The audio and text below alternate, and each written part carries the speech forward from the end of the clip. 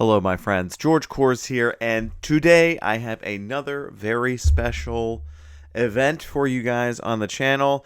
There was a lot of support for a video I did a while back that I will link to down below. That's called So You Want to Get into German Literature, Now What?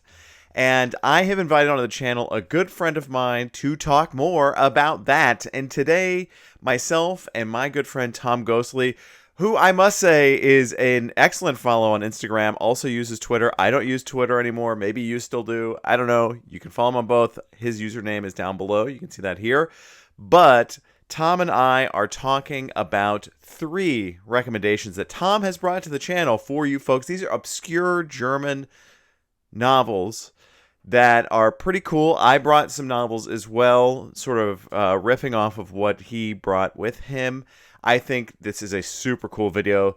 The novels that Tom is talking about are super awesome. I'm digging into a few of them myself.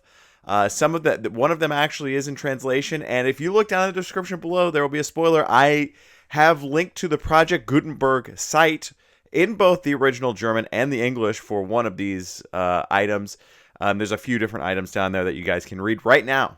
You guys can read them right now, this very moment. So we're going to get into this interview. Thank you, Tom, so much for coming here. And this video is entirely in English. I know my discussion with Mark was auf Deutsch, but this time we're talking in English. So enjoy the interview, guys. Thank you so much for watching. Hope everybody's safe. Hello, friends. Welcome. And today we have a very special guest in the channel. We have my friend Tom Ghostly here, another enthusiast of German literature. Hi, Tom. How's it going? Hi, George. Glad to be here. I can't believe we're finally doing this.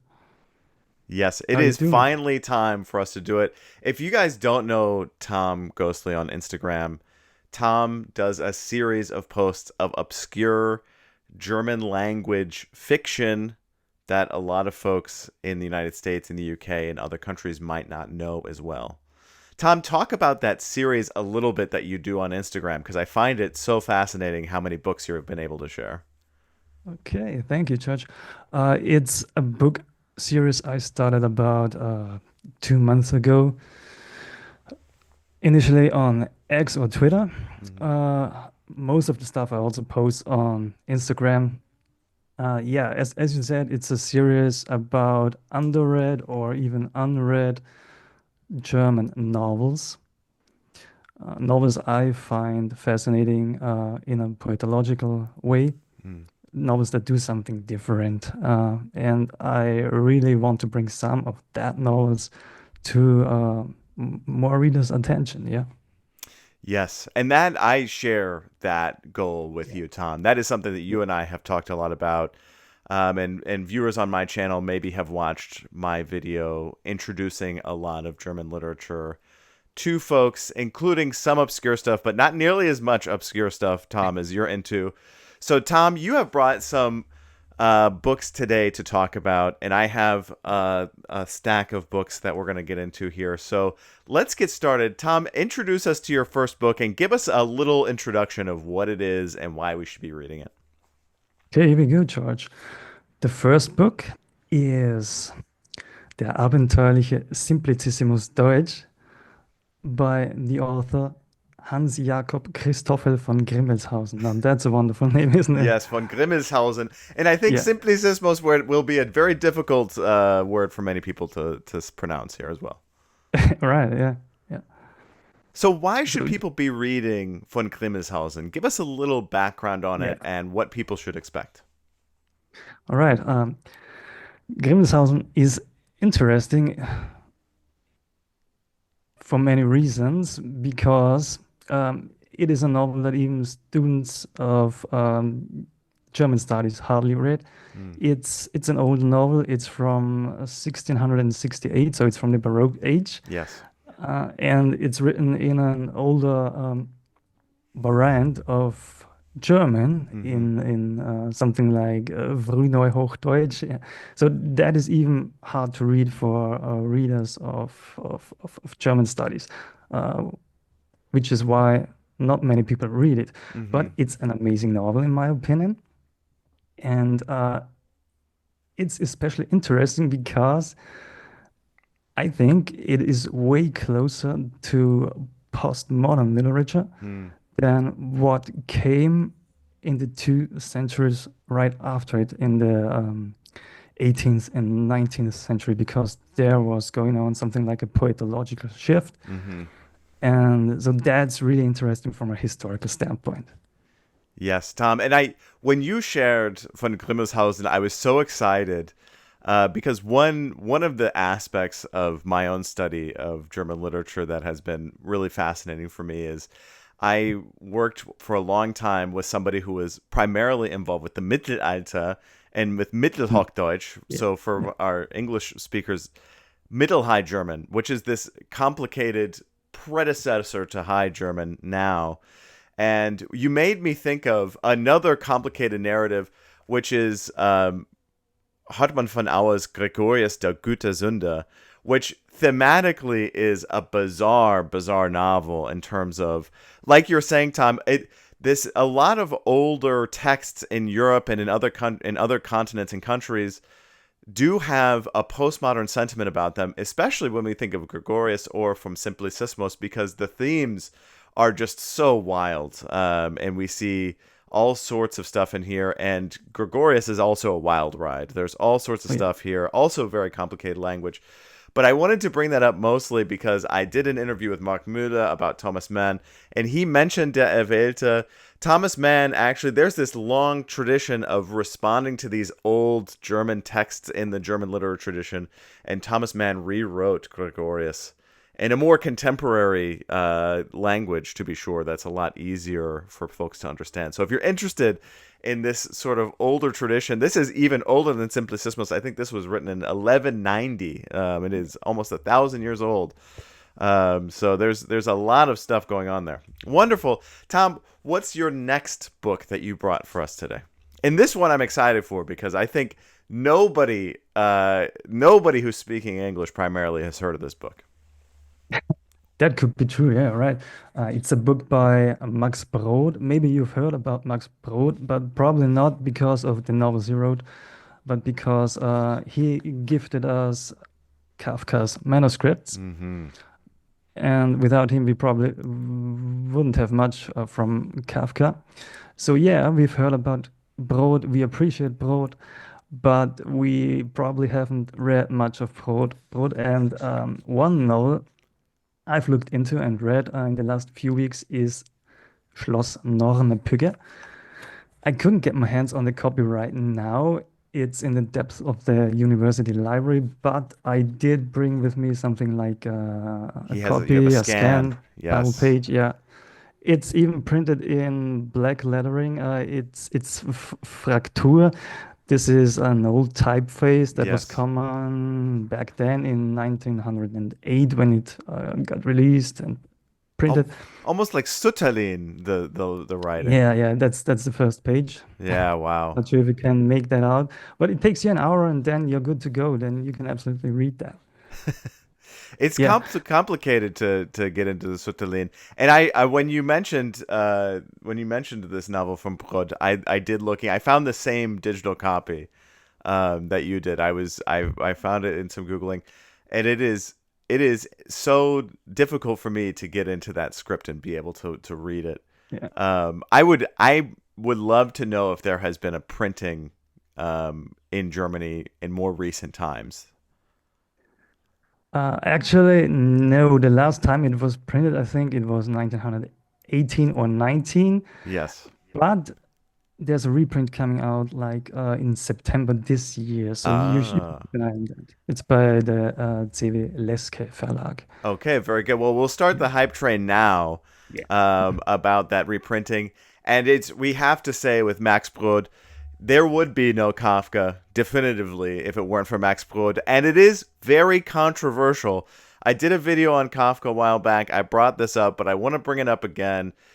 Max Brod ignored Franz Kafka when Kafka said, "Destroy my work. I am dying. Do not share it with anybody. Torch it." Max Brod said no and absolutely ignored. And not only that, but edited and changed those texts to publish them. It is I know one of the things I really wish, and I was so glad you wanted to talk about Max Brod today, is because Max Brod to me is one of the secret, most controversial figures in 20th century literature for this action. And in the United States, I see, recently we have the complete translated letters of Kafka, and we have the diaries of Kafka. All the time, I see people reading Kafka, and I always think, do you understand how controversial it is that Max Brod just said absolutely no? Tom, what do you think about that? I'm so conflicted because for me, like, Das Schloss, I love it as a novel of isolation. It talks about just how you feel interacting with a faceless postmodern bureaucracy. But it's bittersweet to know that Kafka didn't want that shared. Yeah. Yeah, as I said, it's complicated. He's a conflicting person, but I'm personally really, really, really thankful for Brooke doing that because Kafka is probably my favorite author of all time, and I couldn't imagine a world without Kafka. Yeah, So no, whatever he did, if it was morally right or wrong, thank you, Max. It was the best thing ever for me. yes, I think ultimately that is where most people come down. And I think for me, the novels, I feel the same way. What I feel most conflicted about are the diaries and the letters. That to me is really complicated. And I remember being a teenager back in the day and buying this copy of Oh, yeah. Das Ehepaar and opening this up. And as an American, I first off, we do not have the same conceptual idea of from the Nachlass Mm. as the Germans do. And German, now I should clarify for everybody here, when you go into a German bookstore, wherever that bookstore is, you're going to see all sorts of things that say this is from the Nachlass. These are from the papers. This is from what is left after the person has died.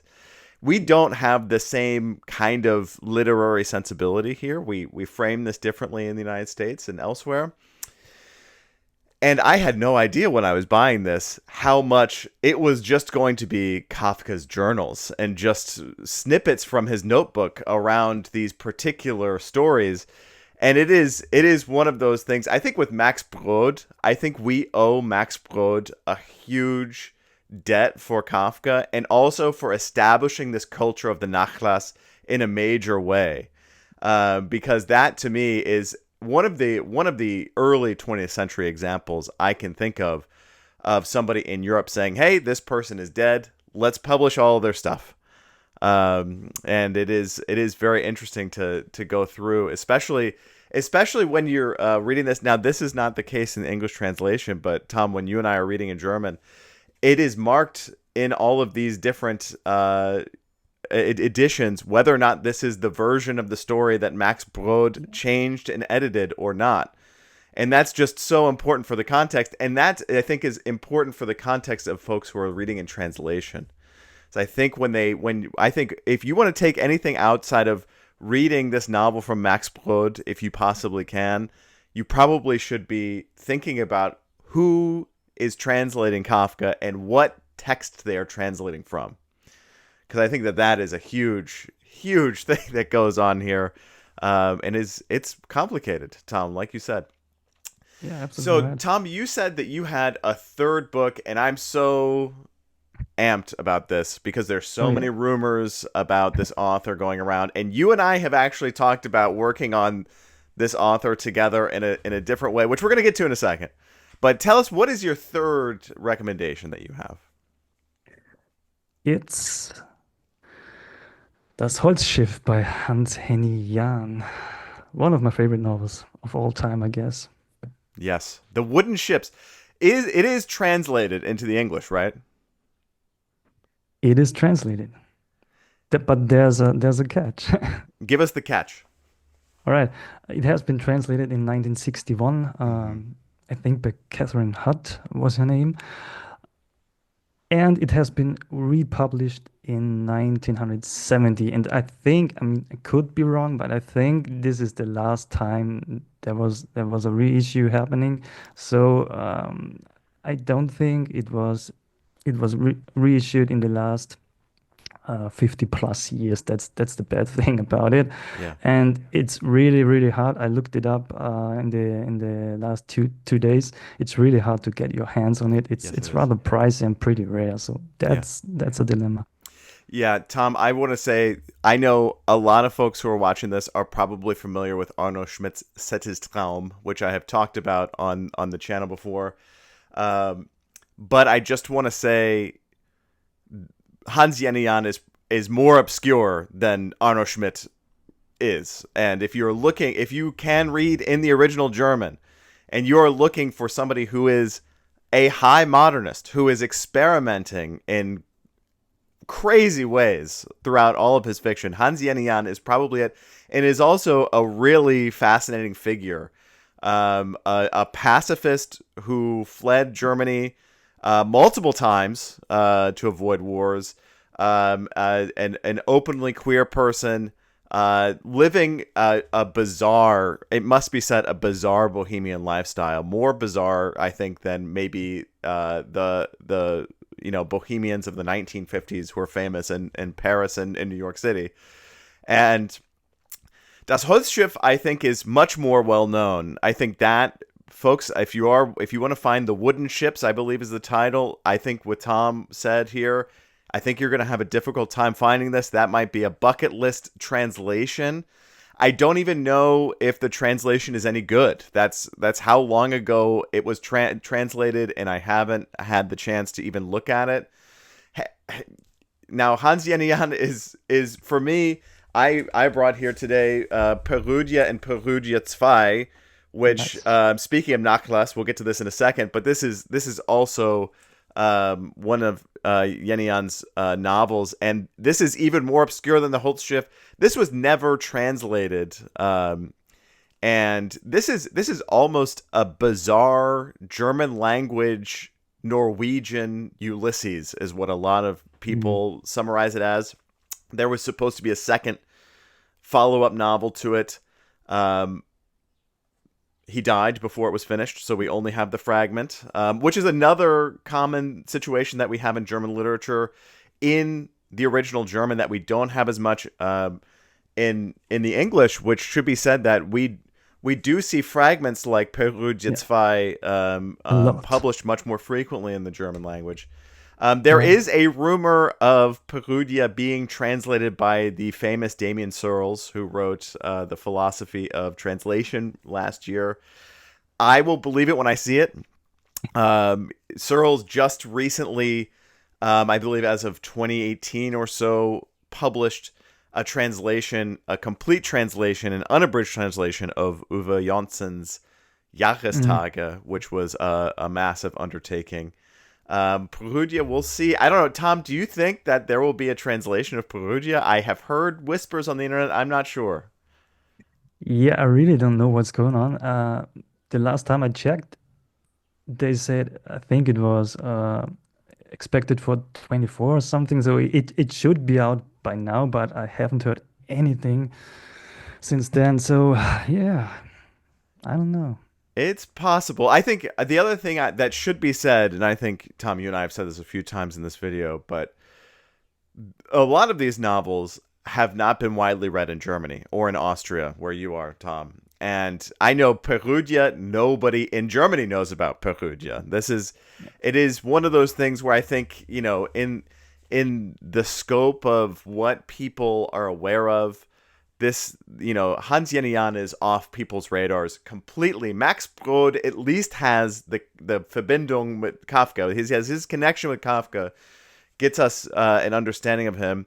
And I will say Simplicissimus, I think, might be more widely seen because just some, from the Baroque period and from the late Middle Ages, those tend to be, perennially published by folks who are interested in history. I will say, in terms of what you're going to find here, the Max Brod novel, Schloss, I don't even know how to pronounce this. Tom, pronounce it for me. Schloss Nornepygge. Nornepygge. Nornepygge. Yeah, I don't think it's you're not going to find that anywhere besides online. Hans Henny Jahnn, you probably won't even find online. You probably won't even find a scanned copy.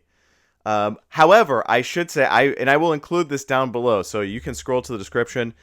Simplicissimus is available online in Project Gutenberg, and you can read this right now. So if you are interested in what Tom was saying about von Grimmelshausen, we can get you that. I've got that link down below for folks.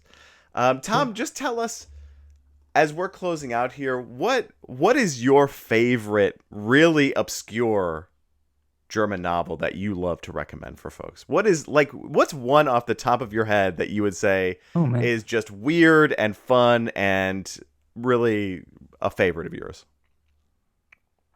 Besides the novels I've brought with me, I'd go maybe with, oh, that's hard. Hermann Kassack was pretty good. It's called Die Stadt hinter dem Strom. Mm, Reads a little bit like Kafka, but it's not that obscure. I mean, it is canonic in mhm. Austria and Germany, but probably not a lot of people over in America have heard about it, I guess. But I'd really have to think about it. Oh man, there's quite a few. There's a lot. And I think Yeah, one yeah. of the things that brings me back time and time again to a lot of the German tradition of literature is how many of these sort of hidden gems we find who are out there. Especially we've talked a lot about Kafka in this video, but if you like Kafka, if you like that thematic sense of man versus society, there's so much out there that is really rich and just beautifully written stuff. Um, Excellent. Tom, anything you want to plug at the end of our video here? Anything you want to say? First off, you got to follow Tom on Instagram. Anything else, Tom, that you need to hype up here? No, that was pretty good for the start. Um, yeah, if you want to me on follow me on Instagram, you can find me by Tom underscore Ghostly. Mm. I'm also on X or Twitter. I try to be active on social media, but it's challenging, as we Yeah. know. But if you want to, yeah, sure, make sure to follow me. Okay. Excellent. Well, Tom, thank you so much. And yeah, follow Tom on social media. I know I have a lot of trouble using social media as well. And Tom, thank you so much for sharing some great literature with us. I hope that we get to do this again sometime. Maybe Oh maybe yeah, we'll do a follow-up video or two on this with some more recommendations because just so you guys know, Tom and I are always messaging each other about different novels that Tom is posting and just talking about different. I've seen so many wonderful novels that I'm like, man, I wish I had a copy of that that have come across Tom's page. So, Tom, thank you so much for being on the channel. I really thank appreciate you, it. George. Thank you so much again. And folks, check out down below in the description. I have links to everything that is freely available out online, and we'll try and get those to you guys as quickly as possible. Thank you so much, and ciao, adios, everybody. Bye. And welcome back, everybody. I hope you got a lot out of the discussion that Tom and I had. There are so many obscure novels out there that I am just so happy and proud to be in a community of folks who are talking about this stuff. I think the overabundance of literature that's out there is a really good thing, and it's really awesome that we get to engage with all different kinds of art. And I know that for example, I'm super excited about Max Brod being more widely read, and obviously Hans Henny Jahnn. I'm super jacked about that as well.